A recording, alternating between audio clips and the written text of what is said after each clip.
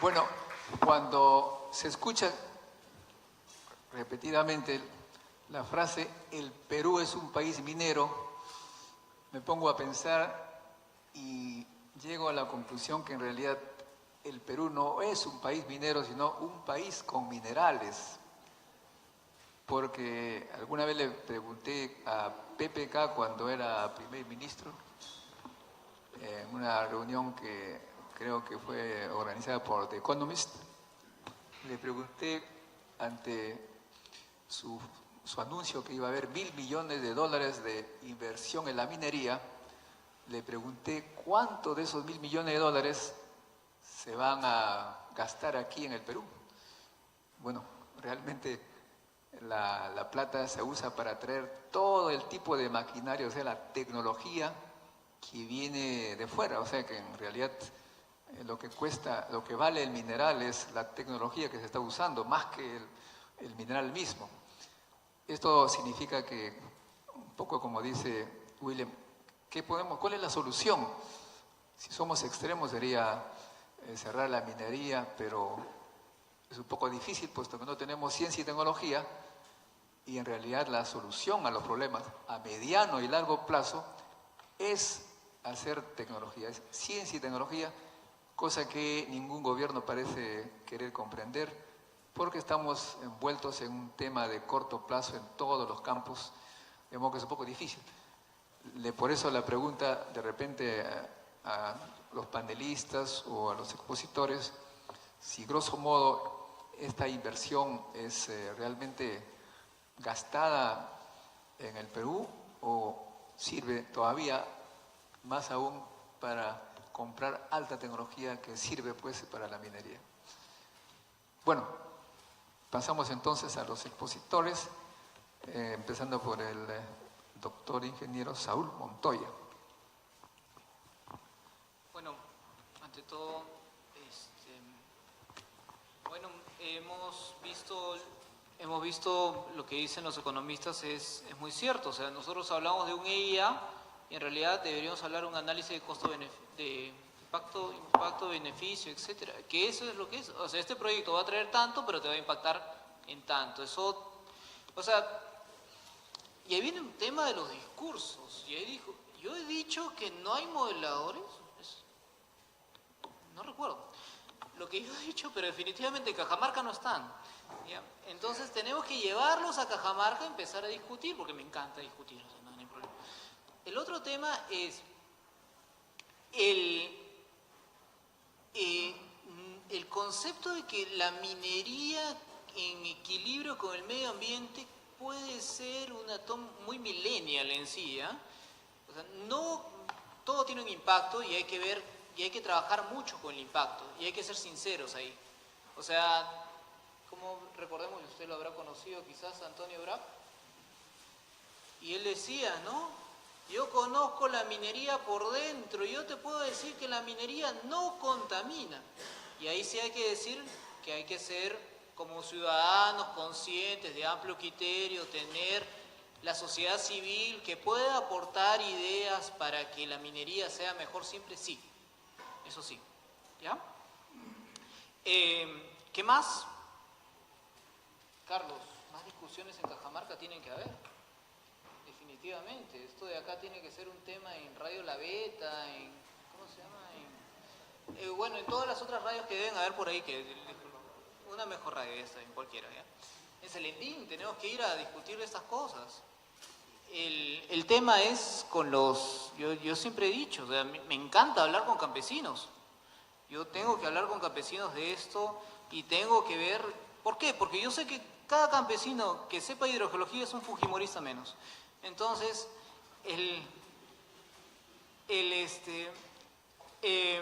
es importante que la gente que nunca ha sido escuchada sea escuchada y que la gente que nunca ha sido instruida sea instruida, ¿ya?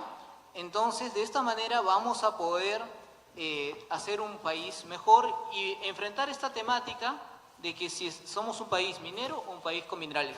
Yo, solo como recomendación final, yo hablo de las minas que conozco. No puedo decir y no puedo extrapolar a que todas las minas tengan buenas prácticas. Teóricamente te conviene tener buenas prácticas.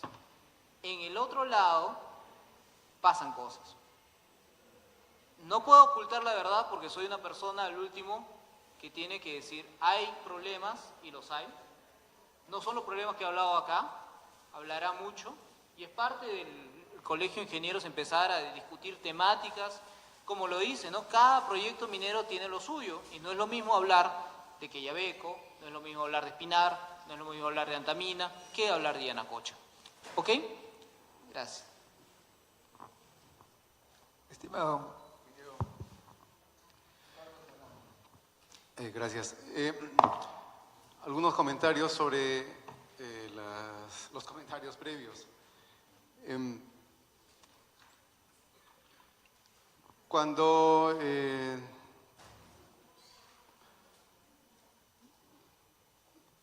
preguntaba el ingeniero Ardito, ¿cuánta agua demanda la minería? La minería legal, desaparece el agua, etcétera. Bueno, qué bueno que estamos hablando al respecto, ¿no? Hay que tratar este tema de la mejor manera. Todavía a todos, inclusive a mí, se nos va algunos detalles de que tal vez no estamos escuchando a todas las voces, ¿no? Cuando Saúl decía, quiero hablar con campesinos, sí, enhorabuena. Pero, disculpa Saúl, a ti mismo te escuchaba diciendo, pero es que cuando en Cajamarca se hablaba que de la laguna y que Máxima Acuña y etcétera. Digo, caramba, me parece que Saúl está mezclando las cosas, ¿no? Porque, por ejemplo, lo de Máxima Acuña es otro tema. Es problema de quién llegó primero allí, quién es el propietario de la parcela Tragadero Grande, bueno, y otro rollo, ¿no? Y que les dieron un premio y que parece que no estás de acuerdo con ese premio. Yo no tengo opinión al respecto. Yo creo que está bien, qué bueno. Tenemos que comenzar a dejar de sospechar de que, por ejemplo, Máxima Acuña está siendo utilizada por los políticos o que hay intereses por allí. Soy amigo de la familia de Máxima Acuña. He llegado también allí a la casa, compartido con ellos un plato de sopa. Conozco mejor cómo está allí la realidad. No es que hay un manejo de esta persona, no es que ella tiene los intereses mezquinos de quedarse con un terreno. Tiene los medios con que probar su derecho de propiedad, ¿no? Pero no voy a continuar por allí, porque si no me meto a otro tema. Me gustó mucho lo que comentaba uno de los economistas, cuando decía de que cuánta minería se debería hacer y que se debería hacer toda la minería que la gente permita. Con eso creo que todos estaríamos de acuerdo, estamos de acuerdo, estaría de acuerdo la propia gente, estaría de acuerdo las empresas mineras. El gran reto es convencer al poblador que está allí de que le va a ser beneficioso, nos conviene a todos. Quizá cuando recién se iniciaba la actividad en Cajamarca, se podría haber llegado a hacer eso, ¿no? Pero bueno, la historia nos ha dicho de que no ha prosperado esto, ha habido mal relacionamiento desde el inicio y seguimos con un mal relacionamiento ahora. Estamos imponiendo la minería, estamos declarando desde el gobierno central estado de emergencia para el corredor en el sur para que puedan transportar el mineral, pese a las protestas de la gente por el polvo que está generando y todas las molestias, ¿no? Estamos siempre tratando de imponer la minería sin escuchar los reclamos. Ahora bien, otro aspecto para no también salir de foco. Se decía de que es muy compleja la hidrogeología, nos faltan muchos estudios, tenemos que saber exactamente cuánto ha sido la afectación y necesitamos líneas de base. Sí, tal vez. Sin embargo, esto no significa que no podamos ya tomar decisiones con los propios reportes de sostenibilidad de la empresa. Para eso están. Les repito de que la empresa se acogió a los estándares de la Global Reporting Initiative, la GRI, y este es nuestro marco de referencia.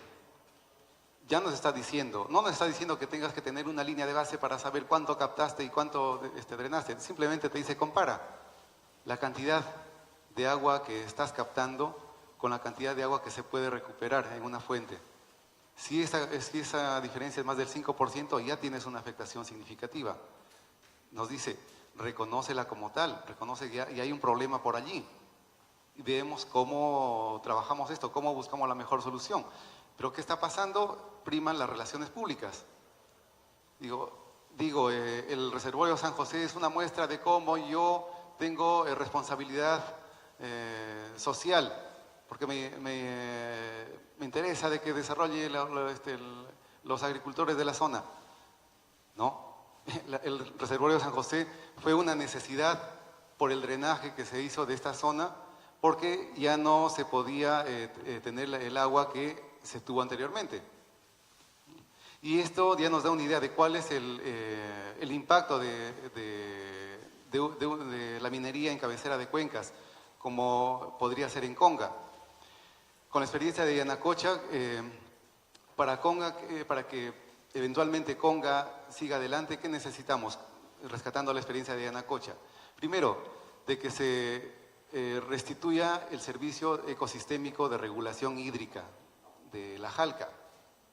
Para explicar esto, la Jalca, los suelos de la Jalca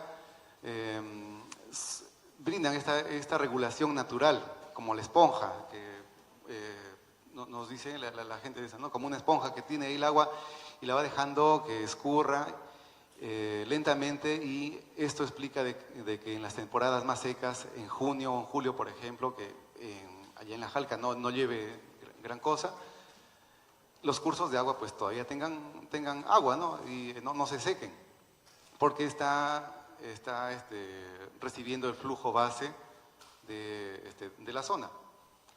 Ya cuando hice actividad minera, pues afecté esto.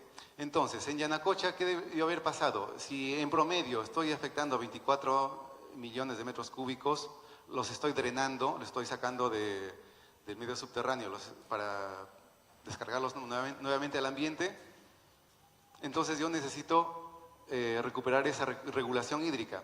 Una opción hubiese sido tener una similar cantidad en reservorios en Yanacocha, ¿no?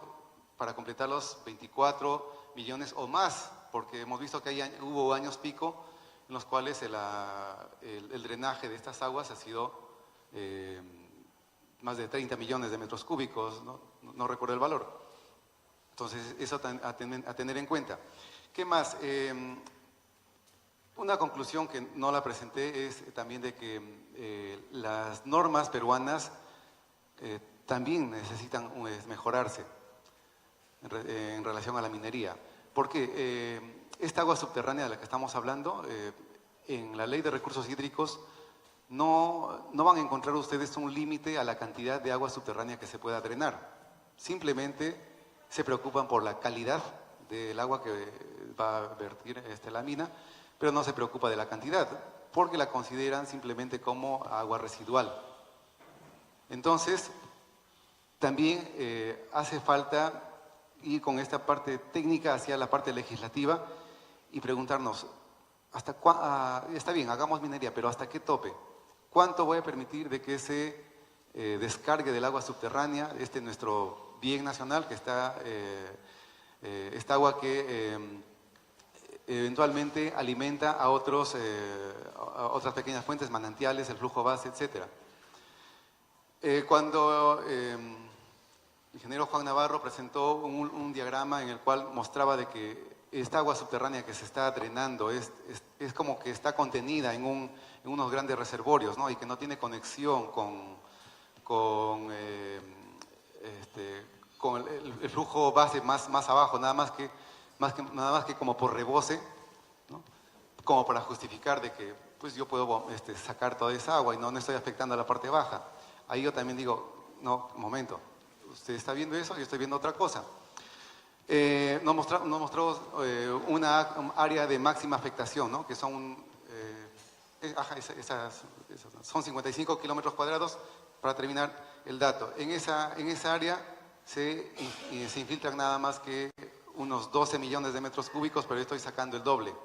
Entonces significa que cada año me estoy generando un déficit de 12 millones de metros cúbicos, y por cada año que bombee necesito 2 años para que se recupere, ¿no? Entonces, por ejemplo, esas son cositas que no se ven.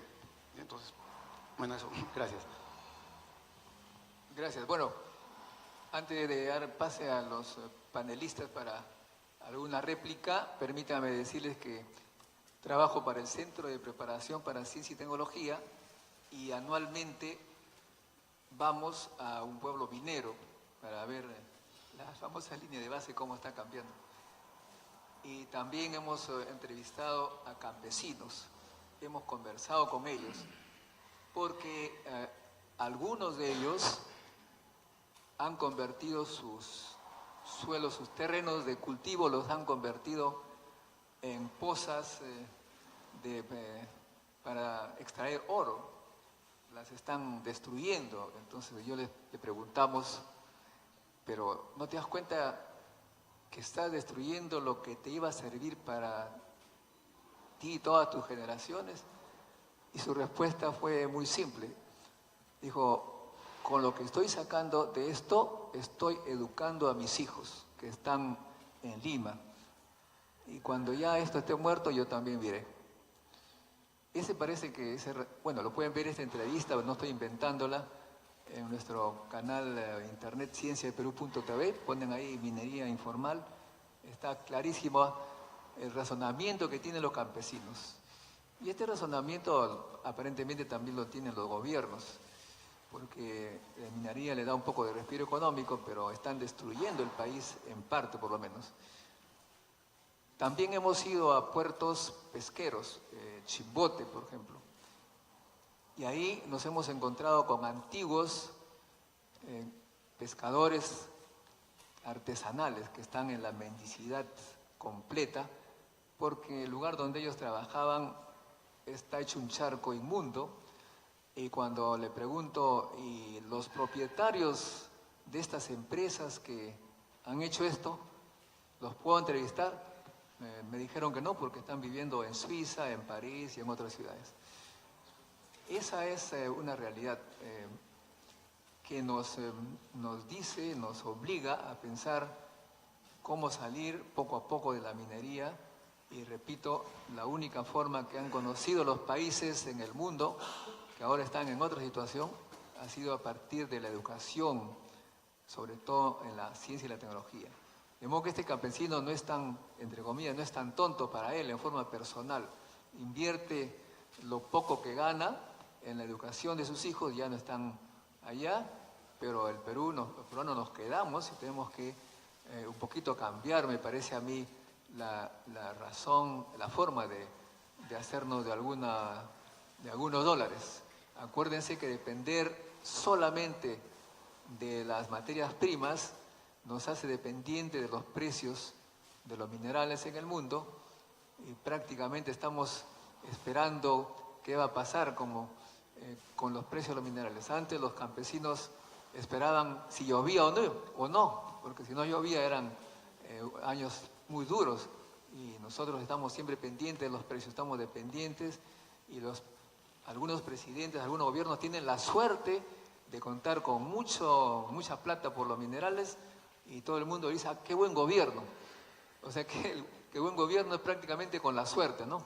Humala, por ejemplo, el anterior, los 2 años primeros tenía dinero y todo el mundo estaba contento, pero al final se acabó y ahora hay menos. De modo que creo que es necesario que un poquito, por lo menos poco a poco, se vaya pensando en una alternativa, y no veo otra cosa que la educación, la ciencia y tecnología. Bueno, los panelistas tendrán algunas respuestas a lo que han escuchado. todavía no me responden esto de cuánta plata de lo que si de los 1.000 millones se van afuera y cuánto acá.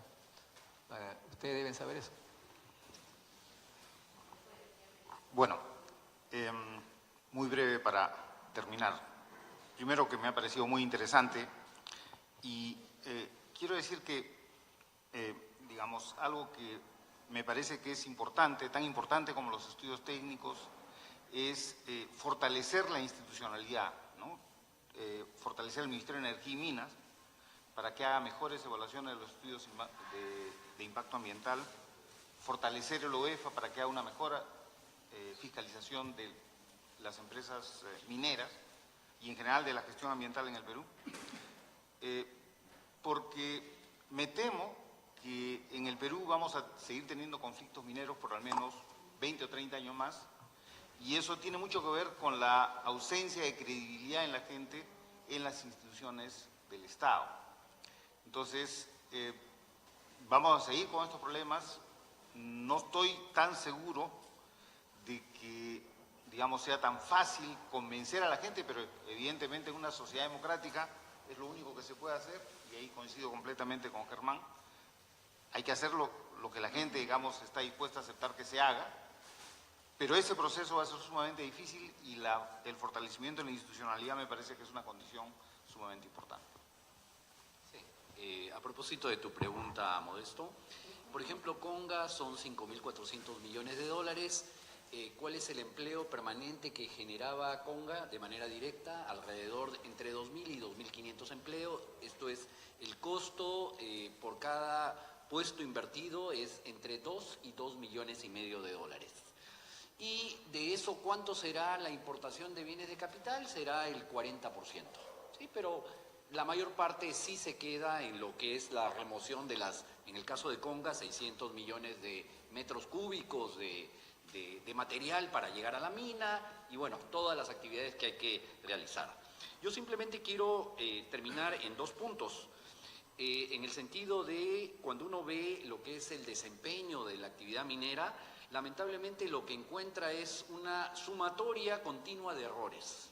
Es decir, se mencionó a Máxima Acuña y yo no entiendo cómo llegó a escalarse el conflicto a ese nivel. Es decir, los errores cometidos por la compañía minera fueron gigantes, es decir, realmente lo que debió hacer es una buena coordinación, un buen ofrecimiento y se hubiera resuelto el asunto.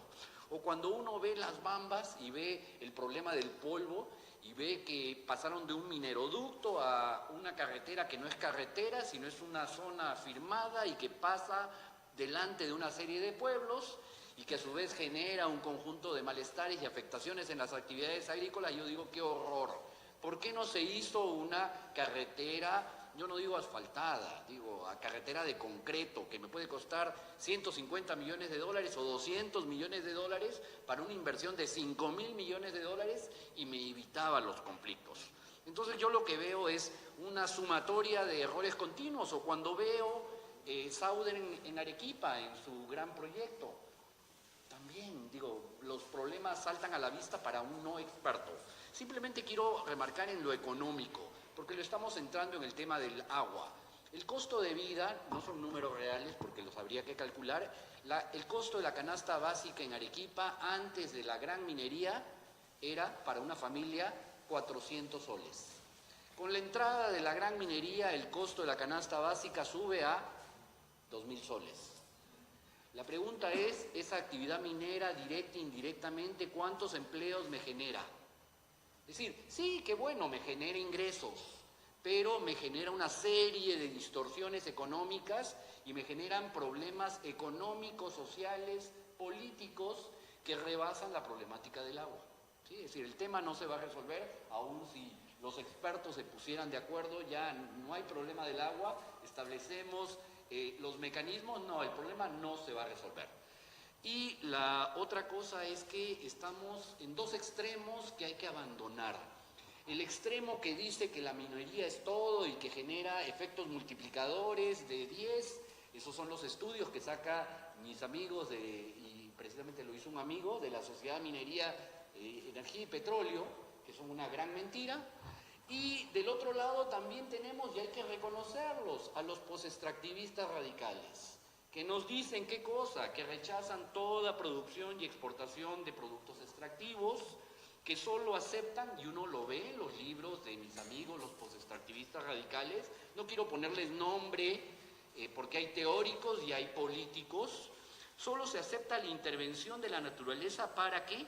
Para la satisfacción de las necesidades básicas. Y saco todo el rollo de los derechos de la naturaleza. Sí, hay que preservar la naturaleza, pero de ahí a decir que solo hay que intervenir cuando se satisface o para satisfacer las necesidades básicas, peligro. O cuando digo que hay que reducir el consumo superfluo, que suena bien, hay que recomponer el consumo privado, hay que despreocuparnos por el crecimiento económico. Es decir, en estas hipótesis postextractivistas que tienen su origen en las economías avanzadas, donde efectivamente ya por el nivel de ingresos, de desarrollo, el tema de los sectores extractivos es irrelevante, hasta se habla de tesis de, decimos postconsumo, tesis decrecionistas. Y esto se está repitiendo en el Perú, estamos trayendo los rollos europeos diciendo que no importa el crecimiento. Entonces yo me asusto cuando veo a unos y otros, y que son los que dominan la discusión. Unos que dicen que todo es maravilloso y los otros que dicen que nada, nada de nada. Gracias. Hola, yo no soy economista, soy ingeniero, como decía antes, y entiendo un poco de economía, pero sí entiendo lo que significa una externalidad, y es todo el beneficio que adquiere la sociedad indirectamente por la actividad económica y en particular la minería. Me gustaría que de eso también se hablara. No solamente externalidad económica, sino también social, cultura, etcétera, etcétera. En el punto de vista de ingeniería y del agua, creo que falta debate. Creo que hay que seguir conversando, hay que seguir explicando. Las compañías mineras, yo he tenido, como digo, la oportunidad de trabajar para, yo creo que casi todas las grandes compañías mineras del Perú. Existe una intención de que haya diálogo y haya discusión. Lo que a veces falta son interlocutores con las mentes suficientemente abiertas para querer escuchar. Porque evidentemente si uno no quiere escuchar y no quiere entender es imposible explicar. En el momento que encuentra personas receptivas, uno se enriquece y se retroalimenta, y les puedo asegurar que de ese diálogo nos beneficiamos todos, porque evidentemente la actividad minera es invasiva, la actividad minera es impuesta, y lógicamente no queda más remedio que sea lógicamente participada, porque si no es imposible que se desarrolle, ¿no? Pero sí es cierto que tenemos que encontrar interlocutores con la capacidad de poder entender, porque si no es imposible explicar. Son conceptos muy complicados y por mucho esfuerzo que uno hace por intentar rebajar el nivel, a veces es imposible, ¿no? En cualquier caso, animo a que siga habiendo debates como este, y gente como nosotros siempre estaremos dispuestos a venir aquí y explicarnos e intentar aportarles la mayor luz posible, ¿no? La próxima vez, en vez de estar de panelista, no me importará estar de relator y darles una información más extensa sobre lo que significa hidrogeología y hidrogeología en minería, ¿no? Ingeniero Ardito, por favor. Sí, bueno, yo quería comentar, y no solamente las exposiciones de los expositores, sino también de los panelistas. Se mencionó, por ejemplo, el tema de las bambas. No, llama la atención que durante la construcción de las bambas están trabajando 14.000 personas. Cuando termina la construcción quedan 2.000. ¿Y quiénes son los que se van? Los 12.000 que se van son precisamente la gente de la comunidad, las personas que tenían menos calificación. Y llama la atención que durante la construcción de la mina, que duró unos 3 años, no hubo ninguna queja del movimiento de esas 14.000 personas. Ya había un preminado, ya estaban los camiones grandes, ya se estaba trasladando equipos, ya había polvo. En 3 años no hubo quejas del polvo. Cuando esos 12.000 personas de las comunidades salen y quedan desempleados, comienzan los reclamos por el polvo. Un poco es un tema social que a veces los ingenieros no dominamos, y quizás debía haber sido manejado de otra manera. O sea, ¿qué iba a hacer las personas con los brazos cruzados viendo los camiones pasar cuando ellos lo habían manejado en algún momento, ¿no? Después el tema de cuánta plata de la inversión de 1.000 millones.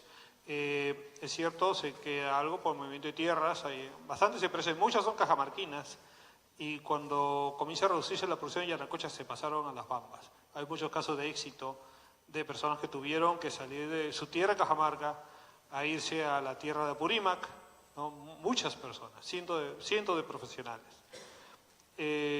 Bueno, se le dio un poco de desarrollar clúster minero, ¿no? Que es un tiempo, no se va a hacer de la noche a la mañana, se necesita mucha confianza en inversión. Bueno, y algo que se mencionó acá para los que lo vieron, y siempre me llamó la atención, ¿no? Y que no se publicara mucho, es lo que mencionó Saúl Montoya acerca del proyecto Conga, ¿no? En pocas palabras, lo que él ha mostrado es que el proyecto Conga sí iba. O sea, el tema de las lagunas era intrascendente, porque se estaba colocando unas lagunas artificiales o unos reservorios que superaban en gran cantidad el agua que tenía esa zona. O sea, no era un problema del agua. Y hasta ahora hay personas que están ahí, los defensores de las lagunas, ¿no? Y llaman la atención. Y si ustedes ven por la exposición que yo hice, es precisamente la zona más dañada, es la generada por los campesinos que a veces dañan la tierra, la desertifican con sus métodos de explotación agrícolas. Bueno, y el otro tema que mencionó el profesor Larco fue que precisamente la minería de cobre, la producción de minería de cobre mundial se está incrementando en el Perú. Bueno, se está incrementando en el Perú y se está incrementando en el mundo, obviamente. Y es un problema porque uno tiende a... Yo también me preocupé, ¿no? Bueno, está produciendo más cobre y es contraproducente, porque más cobre quiere decir menos precio. Entonces es como producir para bajar el precio. Sin embargo, el Perú tiene una característica que muchos yacimientos mineros tienen muy alta ley.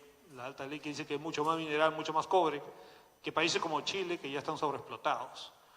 O en el caso del zinc, cuando comenzó a caer los precios del zinc, cerraron minas en Australia y cerraron minas en Irlanda. Y eso pudo mantener los precios. Y eso llevó al Perú, a la mina de zinc del Perú, a mantenerse. Entonces, los costos en el Perú son mucho más bajos que en otros países, que en Chile, que en Irlanda, que en Australia. Eso también hay que tener en cuenta, ¿no? Un poco que competimos con países similares, pero tenemos algunos beneficios, como es la ley de mineral, el yacimiento, y también tenemos los bajos costos, costo de energía, costo de mano de obra, que siempre hablamos aquí en el Perú, ¿no? Y bueno, y los impuestos, como dice acá el señor Postigo, ¿no? Eso quería comentarles, ¿no? Quizás como conclusión de lo que estamos viendo. Muchas gracias.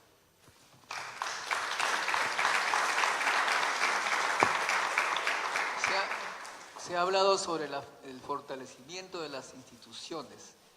Generalmente siempre me refiero a mis propias experiencias. Una que me acuerdo siempre es cuando estuve en Colonia, en Alemania, en una vía de comunicación, y me llamó la atención un hermoso lago, al lado del cual había una cadenita de cerros, pero estos cerros me parecían demasiado geométricos, no me parecían naturales. Además, los árboles también de estos copiosamente plantados también tenían una forma geométrica. Era muy hermoso, pero parecía hecho por un ingeniero con su regla, ¿no? Entonces le pregunté al conductor cómo era posible tener este tipo de cosas. Me dijo, aquí había una minera, una empresa minera, y se llevó el mineral que tenía que llevarse y tuvo que hacer esto. O sea que aparentemente en Alemania hay instituciones que dejan incluso el ambiente mejor de lo que la empresa encontró. ¿Cómo quisiera tener alguno de estos ejemplos? ¿Cómo quisiera tener esa situación en nuestro país para que... Bueno, muy bien. Perfecto. Entonces, brevemente, por favor, preguntas puntuales y dirigido a un expositor en particular. Nombre, el lugar donde llama, digamos, de qué institución.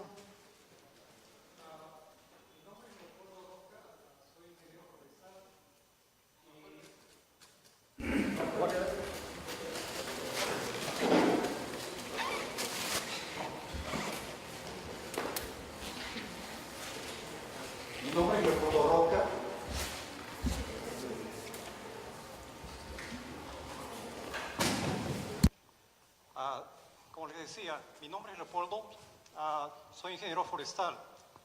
He trabajado muchos años por el país, más de una década en Canadá, y he trabajado en una zona al costado de una mina o de una zona petrolera en Alberta, y al venir a Perú, al retornar a Perú, después de 12 años trabajando fuera en Canadá mayormente, pero también en Estados Unidos, fui a trabajar a Porcón. He estado medio año en Porcón, y si ustedes han visto las fotos Google, me parecen, ustedes pueden ver claramente la diferencia entre lo que son 10.000 hectáreas de pinos aproximadamente y lo que hace la mina. Y durante este tiempo que he estado en Cajamarca he podido ver todos los problemas sociales que hay en torno al agua, la mina, y todas las bendiciones que hacen a las plantaciones de pinos que hay ahí. Cuando el ingeniero preguntaba si corto el bosque hay más agua o menos, sí, hay más agua. Pero esa es la mitad de la verdad.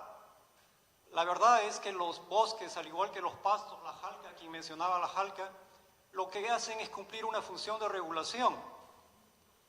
Y esta función de regulación es lo que vemos en países desarrollados como España, Alemania o Canadá, donde el Estado es fuerte con las regulaciones ambientales. Y es ahí donde prospera la mina. Nuestro problema no es de recursos en deficiencia o en exceso. Estamos viendo con la primera presentación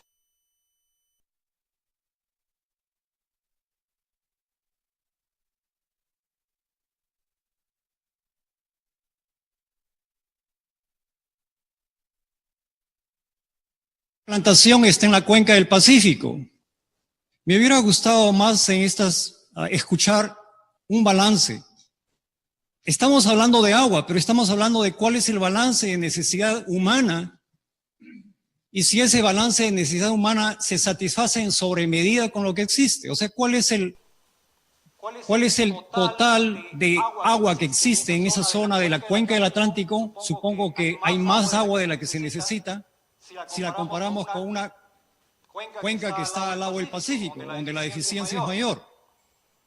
Me hubiera gustado, como repito, escuchar más en términos de balance, no tanto técnico, porque esa jerga profesional muchas veces no la entendemos. Yo no he entendido mucho de lo que es la hidrogeología, pero me hubiera gustado escuchar más un balance. ¿Cuánto es lo que se necesita para la población asentada ahí? ¿Cuánto es lo que existe? ¿Cuánto es lo que la mina me consume? ¿Y cuánto es lo que estaría disponible? Gracias. El doctor Alarco tiene que viajar casi al instante, de modo que tiene que hacer su maleta. Gracias, doctor Alarco. Muy bien, la siguiente pregunta en breve, aquí está, allá a la derecha está.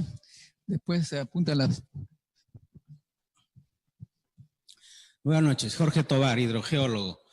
Veo que hay algunos conceptos que no están bien aplicados. El término consumo se confunde con uso. La minería no consume agua. La minería utiliza agua y muchas empresas mineras responsablemente devuelven el agua limpia a su cauce. En la Bocatoma del Milagro y en la Bocatoma de Río Grande, la calidad del agua es muy superior a la calidad del agua del río en forma natural. En Cajamarca el agua sobra y sin embargo es donde hay más conflictos. Veo que el nombre de este evento es un debate nacional. Sin embargo, se ha hablado solamente de Cajamarca. Entonces, le pregunto al primer expositor o al segundo, ¿qué opina de la minería ilegal, la minería informal, que está manejando muy mal los recursos naturales, incluyendo el agua? Brevemente aquí a la izquierda, levantó primero. Buenas noches. Mi nombre es Willy Saldaña, soy ingeniero agrícola. Una pregunta para los expositores. Veo de que la exposición va direccionada y aterrizada cuando ya la intervención minera se ha dado, ¿no? Mi pregunta es específica referente a observatorios de Cuenca. ¿Cuántos años podríamos nosotros tener como registro para poder evaluar las intervenciones mineras en cada cuenca, ¿no? No solamente puntual, sino cuál va a ser el efecto que se va a dar sobre las cuencas vecinas, porque ese es el problema, ¿no? El problema es el agua, y vemos con la exposición de ingeniero Carlos Serván, que nos ha explicado brevemente sobre el caso puntual de Cajamarca, pero a nivel nacional, como se veía en mención, ¿cómo podríamos nosotros, de ese impuesto que genera la mina y el papel del gobierno, para tener un presupuesto y seguir nosotros teniendo un registro antes de una intervención minera, ¿no? Gracias. ¿Nombre? Buenas noches, soy el ingeniero Aurelio Alba. Yo acabo de venir de Brasilia del Foro Mundial del Agua. No sé si algunos de ustedes han estado enterados. Bueno, me dieron este librito que se llama Una cuestión de supervivencia. Dice, informe del panel mundial de alto nivel sobre el agua y la paz. Y la fotografía que está acá, no sé si ustedes la reconocen, ¿no? Ya, es Perol, Cajamarca. Ok, esta organización está hecha por 15 países y no aparece ni por el asomo el Perú. Entonces, hay una cuestión que no tenemos claro acá en el Perú. Somos muy pocos dados a hablar con franqueza. Yo estuve conversando con la directora de Agua de España sobre algunos temas y efectivamente acá en el Perú pues escondemos la cabeza bajo la tierra cuando hay un problema. Y cuando ya estalla el problema, entonces ahí no sabemos qué cosa hacer. El problema es bien simple. Aquí tienen que opinar todo el mundo. Eso, el ingeniero, si sabe que es de España, en Italia, en Francia, le llaman contrato del río, donde todos los actores participan en la, digamos, puesta en operación de un proyecto. Y digamos, entre las actividades que se deben desarrollar está la hidrodiplomacia, cosa que acá en el Perú nunca había escuchado esa palabrita. Entonces quisiera que hicieran unos comentarios sobre estos temas. Entonces, los expositores, por favor, empezando por Saúl Pontoya, algunas respuestas puntuales también. Sí, aquí el tema es, bueno, ya, el tema es, sí, no, este foro es nacional, pero es en Cajamarca en sí. Me gustaría que haya más foros de otras temáticas, de otros temas. Y hay una cosa que acá lo discutimos con José. Los temas se tratan en su área. Ustedes han venido porque son personas muy responsables del manejo de los recursos hídricos, pero en Cajamarca es donde se tiene que discutir esto con mayor detalle, ¿ya? Y también se tendrá que discutir en Espinar y en Ancash y en todos los otros sitios. El servicio ecosistémico, acá hay dos cosas similares, como que es el uso y consumo. El servicio ecosistémico de los árboles, o sea, se dice que los árboles tienen un servicio ecosistémico sobre la regulación, es cierto. Una cuenca con cobertura vegetal tiene menos inundaciones, ¿ya? Pero una cuenca con cobertura vegetal no mantiene el flujo base. Entonces, esos son los temas. O sea, habría que ver que si la cobertura de pino fue la natural de la cuenca de Porcón. Pero son temas que se pueden evaluar. Y el otro tema es el balance, es empezar a analizar cuánta gente hay en Cajamarca, cuáles son las actividades en Cajamarca, cuántas personas necesitan agua, cuánto es el área cultivada en tal año, cuánto es el área cultivada en tal otro año. Se necesita empezar a trabajar en ello, ¿ya? Entonces, yo creo que aquí lo que sale de aquí es más trabajo, ¿ok? Respecto del librito de la cuestión de supervivencia, yo les tengo que decir algo. Aquí en Lima hay ONGs que traen a gente de, ¿cómo se llaman las comunidades al costado de, no fuimos a Chumbivilcas? Al costado de las Bambas, La provincia es Chumbivilcas, creo, ¿no? ¿Ah? Chumbivilcas. Bueno, algo así. Cochabamba, sí. Las traen acá. Traen a gente de Selendín, traen a gente de Puno, traen a gente de todos estos lados, ¿ya? Y lo dicen que lo van a capacitar y que van a participar en un foro técnico. Y ahí es una lavadera de cerebros que no te imaginas, ¿no? Los sanguchitos son buenos, porque sí fueron. Y yo decía, ¿dónde estoy? O sea, Sendero trabajó mejor, o sea, Sendero trabajó por lo bajo. O sea, antes el tema de Sendero era, pucha, mira, ¿sabes qué? El Estado. Pero ese de acá era netamente, odia la minería, odia todo el desarrollo y lo llama capacitación y tiene cooperación internacional.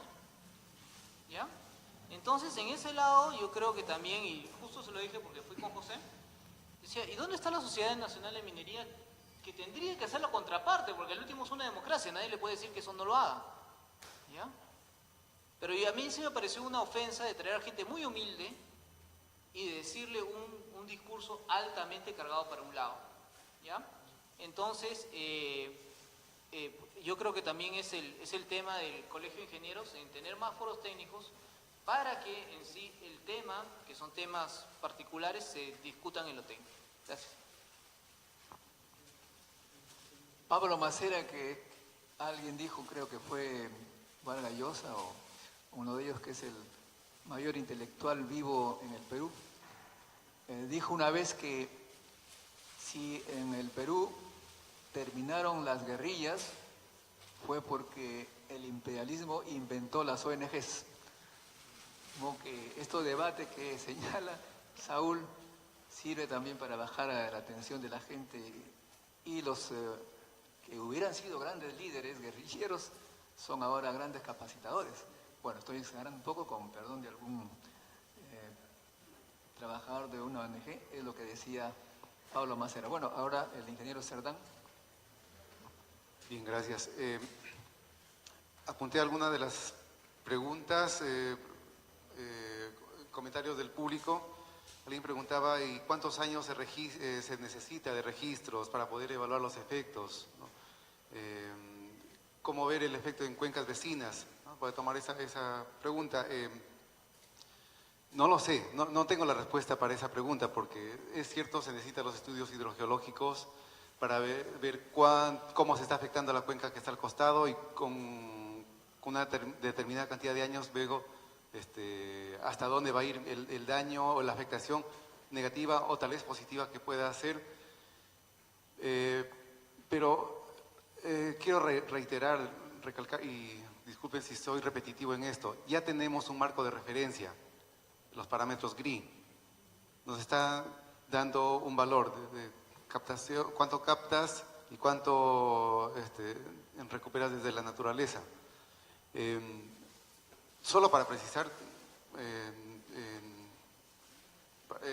pues si es que también en el público hubo esta confusión, yo no estoy diciendo de que se consuma el agua, que la minera consuma los 24 millones, sino que los ha captado y los ha vertido al ambiente, esa agua subterránea, ¿no? Pero ya nos está cambiando el origen del agua y el posible alimentación que hubiese tenido hacia manantiales o el flujo base. Tenemos que discutir eso porque, sí, luego lo del rebose, lo voy a dejar allí. Luego, sobre la pertinencia de estos foros en Cajamarca mismo, sí, tenemos que seguir conversando en Cajamarca y despercudiéndonos de la entidad que nos auspicia.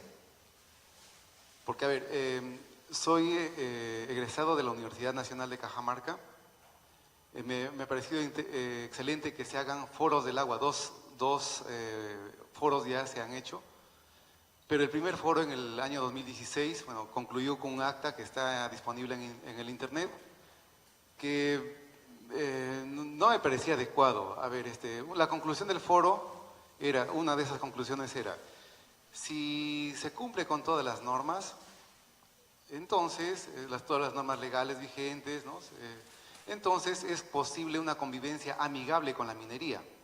Esa era la conclusión de los doctores, los magísters que participaban, y no eran solo de Cajamarca, sino también de fuera, los que participaban allí.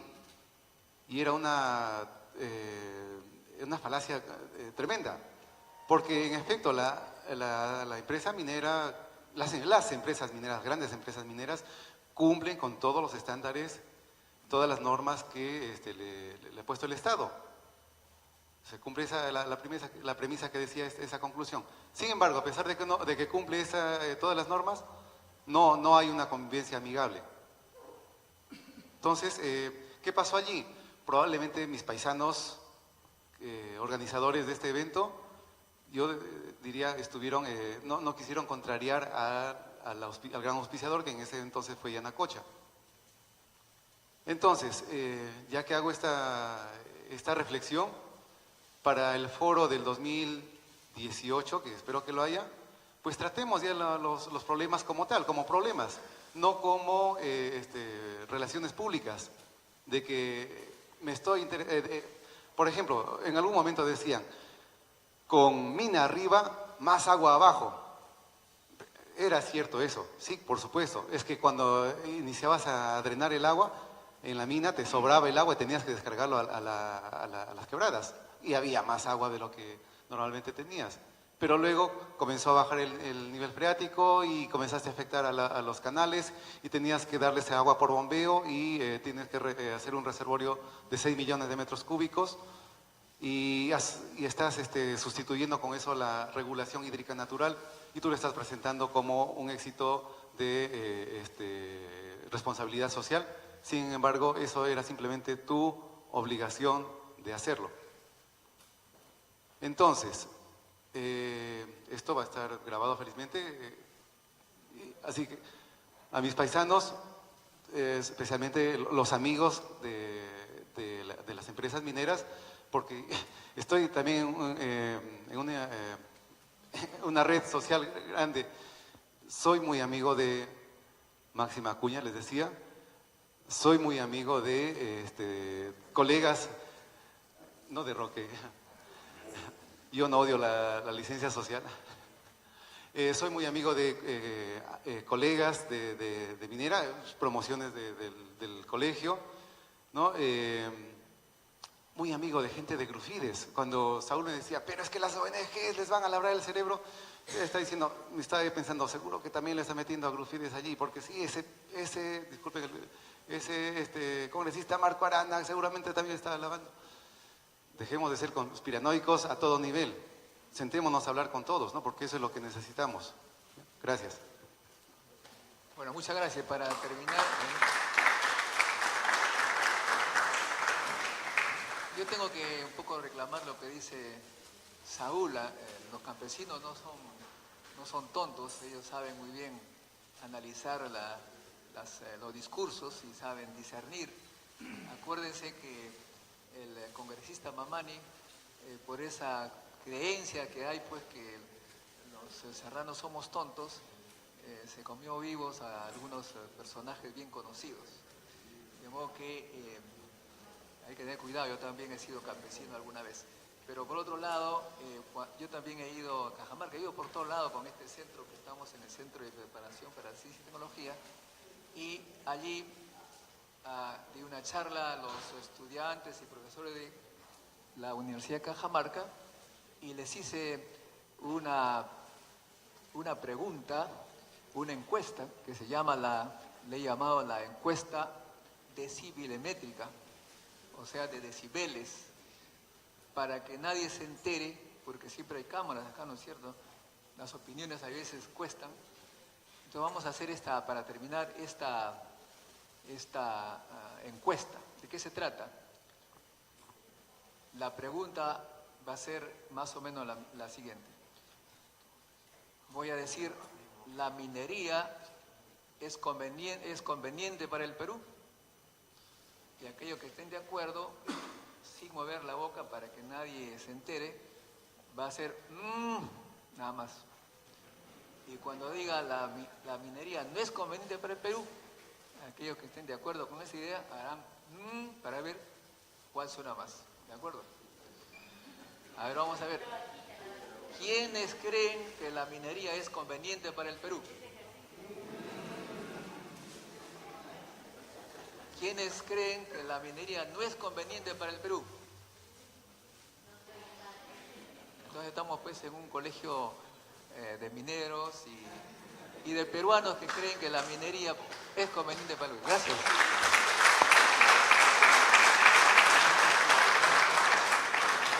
Muchas gracias. Por favor, panelista, Willy, no te vayas. Vamos a tomar la foto. Por favor, han soportado 4 horas, esperen 2 minutos. A ver, va a haber una foto oficial acá. Queremos agradecerles a todos ustedes, como esto.